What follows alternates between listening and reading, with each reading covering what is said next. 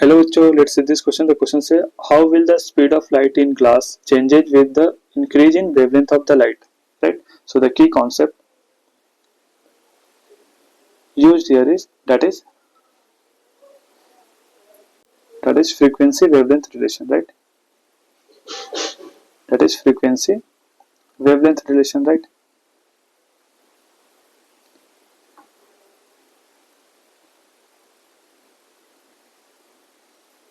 And we know relation क्या होता है frequency wavelength के बीच में, that is v equal to, that is velocity of wave equal to f, that is frequency into lambda. Right. Lambda is the wavelength. Right. So हम जानते हैं अगर हमारे पास गिवन लाइट हो तो उसकी फ्रीक्वेंसी तो चेंज नहीं होगी. राइट. यानी for a given light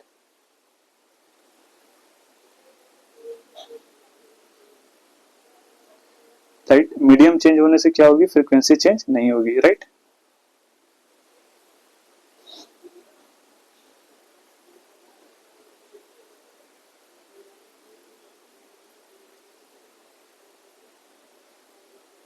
change in any medium. Right.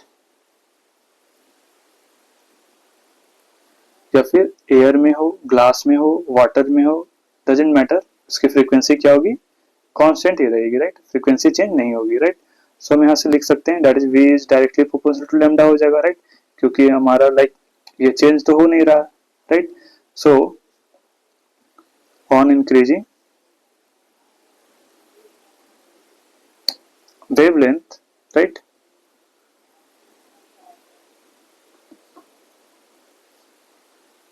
the speed of light क्या हो जाएगी, is increases. right. अगर हम वेवलेंथ इंक्रीज करेंगे तो हमारा स्पीड ऑफ लाइट क्या हो जाएगा, इंक्रीज कर जाएगा. राइट. राइट.